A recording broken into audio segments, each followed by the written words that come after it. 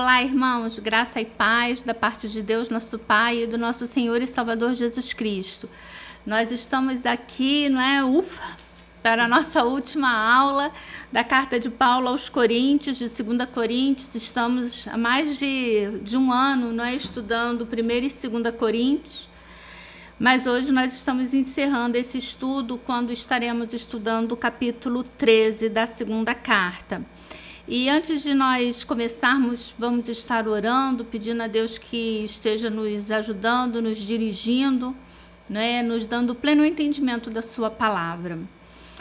Amado Deus, eterno Pai, graças te damos, Senhor, pela bênção de podermos estudar a tua palavra. Graças te damos, ó Deus, pelo Espírito Santo que nos dá o entendimento da tua palavra, que nos dá o pleno entendimento da tua palavra. Nós te louvamos, Senhor, porque o Senhor até aqui tem nos conduzido, tem nos dirigido e aberto a nossa mente para que possamos entender a tua palavra. Queremos te pedir, ó Deus, ao fim desse estudo, que o Senhor realmente esteja nos renovando, nos transformando, Senhor, em pessoas melhores, em membros melhores. Que o fruto do teu Espírito, Senhor, esteja em cada um de nós, estudantes da tua palavra. É o que eu te peço e te agradeço, em nome de Jesus. Amém. Irmãos, Paulo está encerrando aqui a carta, e ele começa aqui esse capítulo dizendo que ele promete investigar e castigar. É um término diferente esse de carta de Paulo. Que geralmente Paulo encerra as cartas falando dos seus planos e saudando, dizendo quem está com ele, mas esse aqui Paulo ainda está zangado com aqueles irmãos, ainda está ali realmente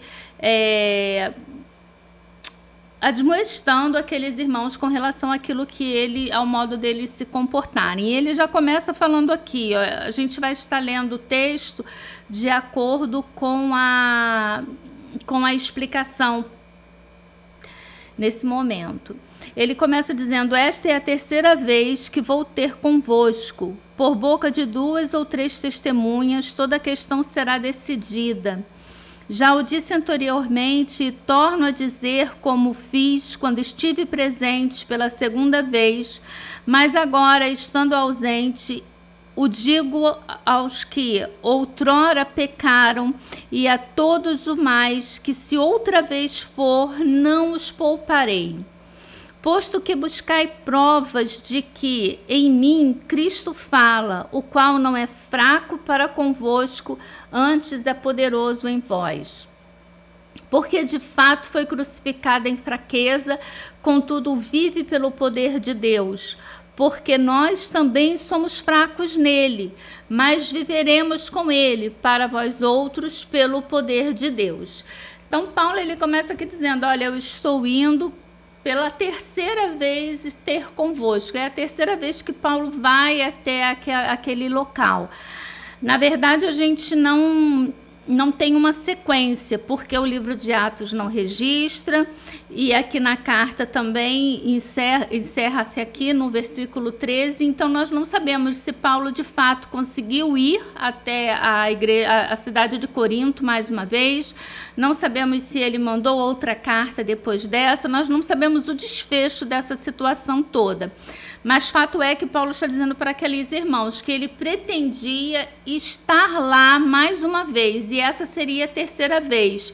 E aqui Paulo vai fazer uma referência lá àquilo que ficou estabelecido por Moisés na lei, quando ele cita Deuteronômio, dizendo que por boca de 2 ou 3 testemunhas toda a questão será decidida.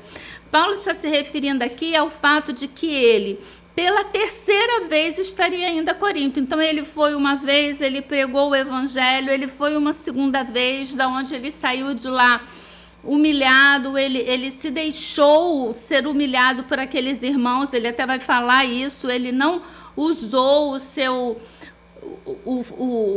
posto, a sua situação de ser um apóstolo de Cristo, para realmente ali realizar as coisas que ele agora entende que tinha que ter feito, Mas Paulo, ele é brando com aqueles irmãos naquele momento, mas ele está dizendo, olha, agora já pela terceira vez, então, ó, já foi uma que confirmou, 2 vezes confirmado, pela terceira vez eu confirmo e eu vou estar com vocês, mas agora para resolver toda a questão. E então no versículo 2 ele diz, olha, eu já disse anteriormente, torno a dizer, né? Quando ele esteve presente pela segunda vez lá em Corinto, ele disse que, não é, deveria ser resolvida toda essa questão. Aí ele diz, agora eu não falo presente, porque eu não estou aí com vocês, mas ausente, eu vou dizer que vocês, a todos os que pecaram e a todos os mais que, se outra vez eu for, eu não os pouparei. E a gente viu isso na primeira carta de Paulo à igreja em Corinto, que o que Paulo fala? Que os irmãos daquela igreja, ao invés de se sentirem, né, superiores, porque havia ali um cidadão que estava em pecado, cometendo adultério com a sua própria madrasta, e os irmãos daquela igreja se achavam superiores porque aceitavam isso dentro da igreja. E Paulo disse, olha, lance esse rapaz no inferno, né? Que ele seja lançado no inferno, porque o que ele está fazendo é tão sério que nem entre os ímpios se faz tal coisa. Por quê? Aí, se você acompanhou os estudos lá da primeira carta aos Coríntios, ou se você não acompanhou, você tem a oportunidade de ir lá e assistir, mas no capítulo 4, não é, que trata desse assunto, nessa aula eu expliquei o que acontecia. Se ocorresse esse tipo de incesto, de um jovem se relacionar com a sua madrasta, esse jovem ele seria expulso. Esse homem e essa mulher, né, esse rapaz e essa moça, essa senhora, deveriam ser expulsos da cidade, porque entre os ímpios eles não aceitavam tal conduta. E aqui a igreja estava aceitando essa conduta. Então Paulo está falando, olha, lança ele. Paulo chega lá na primeira carta e fala, ó, lança ele no inferno. E Paulo diz que quando ele esteve lá na segunda visita, ele falou, e agora escrevendo a carta, estando ausente, ele torna a falar que aqueles que estiverem, que outrora pecaram, e todos os mais, que se outra vez ele for lá, ele não vai poupar, não vai poupá-los, ele vai realmente ser severo, e ele vai fazer com que a disciplina aconteça ali dentro daquela igreja. Aí ele continua no versículo 3, posto que buscai provas de que em mim Cristo fala, o qual não é fraco para convosco, antes é poderoso entre vós. Paulo está falando, eu vou ser realmente austero, né, com vocês, vou usar de austeridade, por quê? Porque vocês continuam buscando em mim, nas minhas palavras, nas minhas cartas, no meu comportamento, né, prova de que Cristo fala por mim. Vocês ainda continuam colocando em dúvida se eu de fato sou apóstolo de Cristo. Irmãos, a prova maior de que Paulo era um apóstolo verdadeiro, era a própria conversão dos coríntios. Fato que ele usa aqui nessa segunda carta, lá no segundo capítulo, se não me engano, é até uma parte linda da carta, quando ele fala que a carta dele de referência, porque aqueles irmãos, os falsos apóstolos, né, os superapóstolos, eles diziam, porque nós temos carta de referência da igreja de Jerusalém e Paulo não tem. Então Paulo vai dizer, olha, a minha carta de referência são vocês. Se eles chegaram aí em Corinto e encontraram aí em Corinto uma igreja, foi devido ao trabalho que eu realizei. Então, a minha carta de referência é vocês. Como é que vocês colocam em dúvida? Como é que vocês permitem que alguém coloque em dúvida? Na aula passada, nós vimos Paulo falando, olha, eu estou agindo como um nécio, eu estou agindo de forma louca, porque vocês que tinham que ter me defendido, vocês não estão me defendendo. Por que a igreja de Corinto tinha que defender Paulo? Porque Paulo pregou o evangelho para eles. E ele continua, porque de fato assim, é muito importante aqui esse pedaço, quando ele diz que posto que buscai prova de que em mim Cristo fala, o qual não é fraco para convosco, antes é poderoso em vós. Ou seja, os coríntios consideram Cristo, não é forte, ele está dizendo, não é fraco entre vós, antes é forte e poderoso, porque de fato Cristo foi crucificado em fraqueza.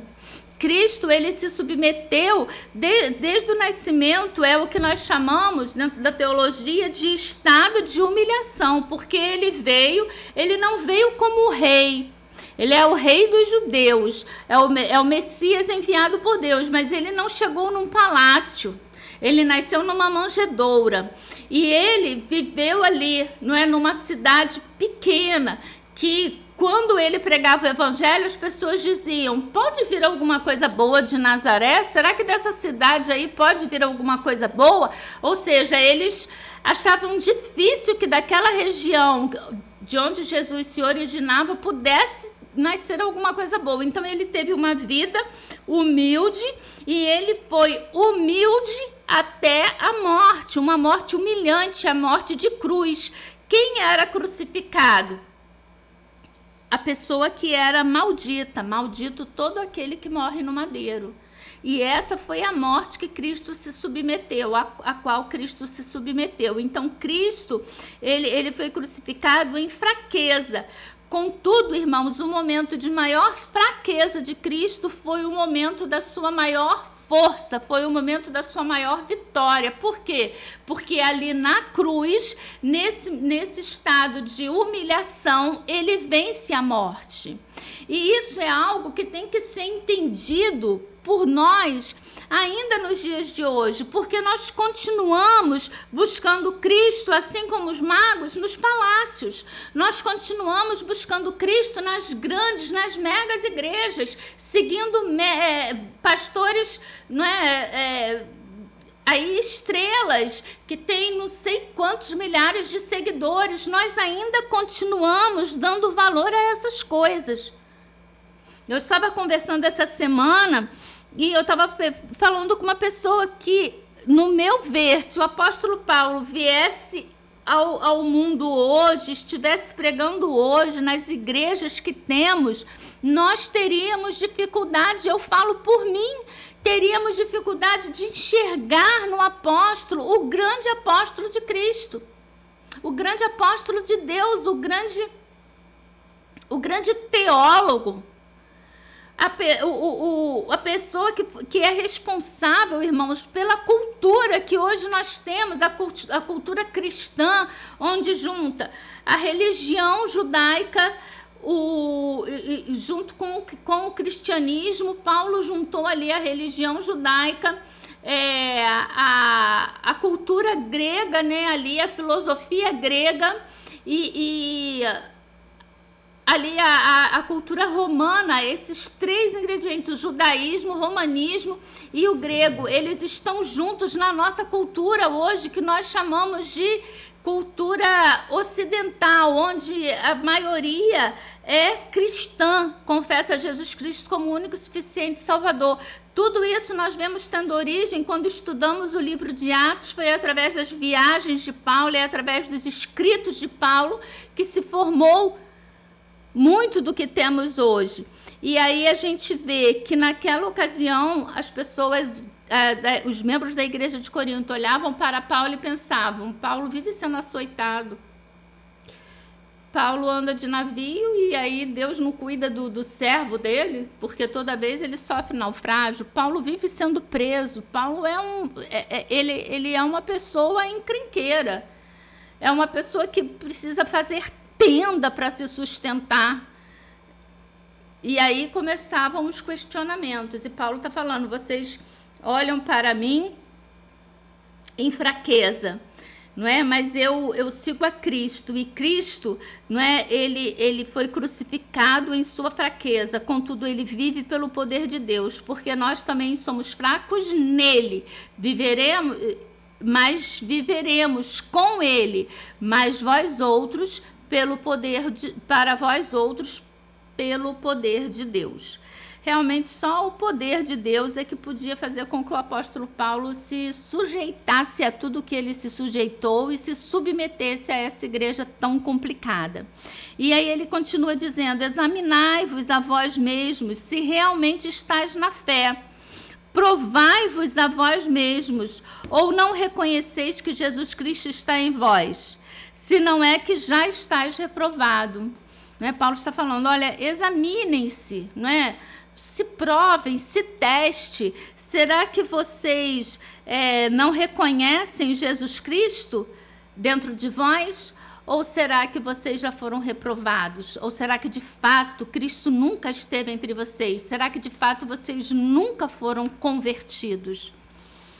Mas espero, reconheçais que não somos reprovados. Paulo está falando, olha, eu espero que vocês reconheçam que eu não estou reprovado. Estamos orando a Deus para que não façais mal algum, não para que simplesmente pareçamos aprovados, mas que façais o bem, embora sejamos tidos como reprovados. Esse versículo parece um pouco complicado, mas o que Paulo está falando é o seguinte, e ele já usou esse tipo de argumento alguns versículos atrás. Ele está dizendo, olha, eu prefiro... eu oro, eu estou orando, eu estou pedindo a Deus para que vocês estejam em comunhão, para que vocês estejam aí com a vida de vocês acertadas, porque eu prefiro estar errado. Eu prefiro chegar aí e pensar assim, nossa, eu estava errado, eu pensei errado, eu julguei errado esses irmãos, do que eu estar certo e vocês terem sido reprovados por Deus. Eu prefiro que vocês sejam aprovados, que eu esteja errado na forma como eu estou julgando, do que vocês tenham sido reprovados e eu esteja certo com relação ao meu modo de pensar sobre vocês. Porque nada podemos contra a verdade, senão em favor da própria verdade, porque a verdade é a verdade, e nada... vai contra a verdade. E ele continua no versículo 9 dizendo, porque nos regozijamos quando nós estamos fracos e vocês fortes, e isto é o que pedimos, o vosso aperfeiçoamento. Quer dizer, Paulo está ali, a gente veio aqui ao longo dessas duas cartas, vendo tudo que Paulo passou. O início dessa carta, Paulo fala da sua angústia enquanto ele ainda não havia se encontrado com Tito, recebendo ali notícia daqueles irmãos. Aí Paulo sai dali angustiado, Tito vem com a resposta, diz que está tudo ok. Paulo agora recebe notícia de novo daqueles irmãos, dizendo que de novo os falsos apóstolos se levantaram contra Paulo e de novo os irmãos daquela igreja estão indo pelo falso entendimento, pela conversa, pela lábia daqueles falsos apóstolos. E contudo Paulo vai dizer aqui, olha, eu me regozijo quando nós estamos fracos, quando eu estou fraco e vocês estão fortes. E isso é o que eu peço a Deus com relação a vocês, o vosso aperfeiçoamento. E aí, irmãos, quando a gente para pensar no nosso tipo de comportamento dentro da igreja, na falta de amor entre os irmãos, é muito interessante porque às vezes a gente fica pensando que o que tem de pior está acontecendo agora. A gente ouve muitas expressões como, nossa, esse mundo está perdido, antigamente não era assim. Bem, irmãos, aqui na Bíblia nós temos registro de fatos horríveis, horrorosos. E eles estão aqui não para vergonha dessas pessoas, mas eles estão aqui narrados na Bíblia, na palavra de Deus, para que nós possamos tirar como lição. E aqui nós vemos o comportamento daqueles irmãos totalmente errado com relação ao apóstolo Paulo. Aqui nós vemos o apóstolo lutando para ser reconhecido, para ser respeitado por aqueles irmãos, para se manterem firmes, porque eu acredito que muitos de nós teria dado as costas e esquecido da igreja de Corinto, como se ela nunca tivesse existido, porque seria mais fácil do que ficar nessa situação toda em que a gente vê o apóstolo Paulo. Essa igreja, de fato, fez o apóstolo sofrer, mas essa igreja também trouxe alegria para o apóstolo, porque ele vai falar aqui que ele ora pelo aperfeiçoamento daqueles irmãos e ele se regozija na salvação e no fato daqueles irmãos ali poderem crescer na fé. E ele continua falando: portanto, escreva essas coisas estando ausente, para que, estando presente, não venha usar de rigor segundo a autoridade que o Senhor me conferiu, para edificação e não para destruir. Paulo está falando aqui: eu estou mandando a carta, eu vou estar com vocês uma terceira vez, e eu estou sendo bem severo agora, porque eu realmente espero que esses argumentos, que essas palavras, não é, elas toquem no coração de vocês e que vocês mudem, para que quando eu chegar aí, eu não tenha que agir com o mesmo rigor que eu estou tendo ao escrever a carta. Em outro momento aqui da carta, Paulo falou: vocês dizem que quando eu estou presente eu sou manso, e quando eu estou ausente eu sou brabo, né? Eu sou rigoroso com vocês. Eu espero realmente estar errado e quando chegar aí não precisar ser rigoroso. Eu espero que vocês estejam certos e que ao chegar aí eu possa realmente ser brando com vocês, porque a situação já foi resolvida. Ele continua: quanto ao mais, irmãos, a Deus, aperfeiçoai-vos, consolai-vos, sede do mesmo parecer, vivei em paz. O Deus de amor e de paz estará convosco.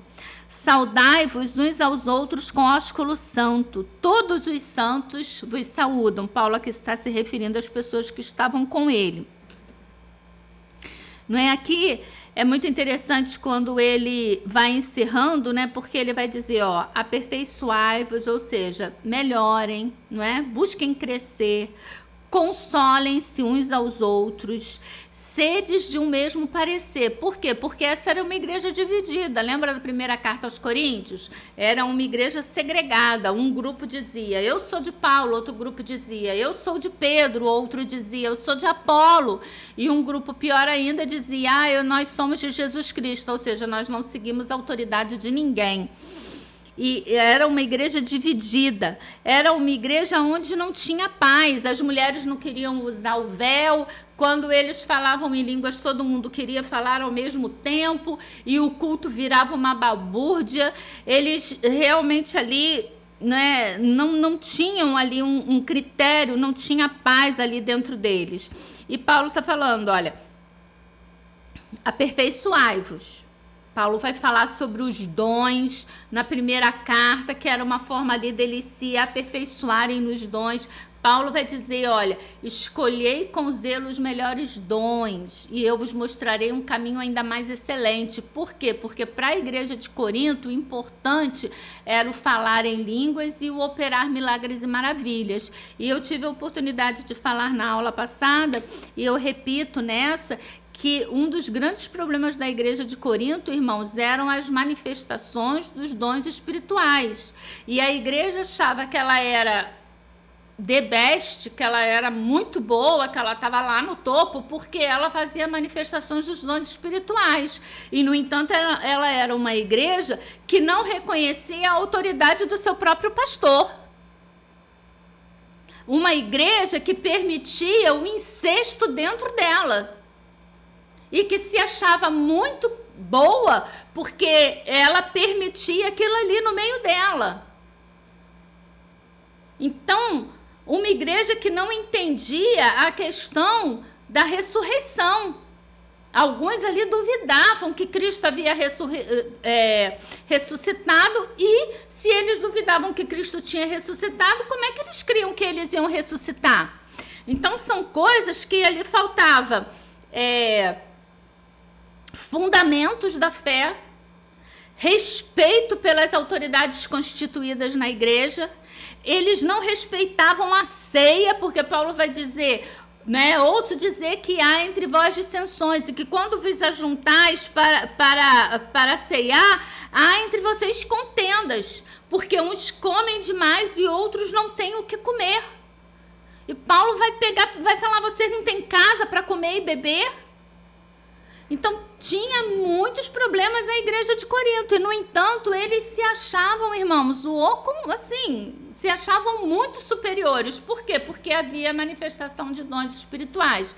Então, manifestação de dons espirituais não é prova de que a igreja é espiritual. Pode ter manifestação de dons sem que a igreja tenha espiritualidade nenhuma, que era o caso da igreja de Corinto. E Paulo vai continuar aqui, ó, saudai-vos uns aos outros com ósculos santos, né? Ou seja, com beijos.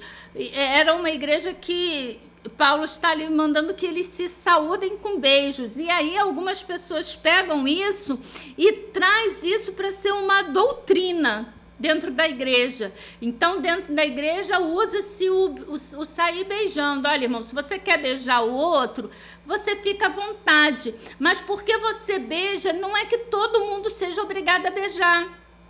Paulo também vai dizer que a mulher tem que usar o véu. Por quê? Porque era uma coisa cultural. Naquela época, a mulher usava o cabelo comprido e usava o véu. Era a mulher direita. Era cultura. Isso não isso são regras de época, irmãos. Isso não é questão de quem não usa o cabelo comprido, quem não usa o véu está em pecado. Se você é da Igreja Batista, você quer usar o seu cabelo comprido sem cortar, você fica à vontade. Mas você não pode dizer que quem usa o cabelo curto está em pecado.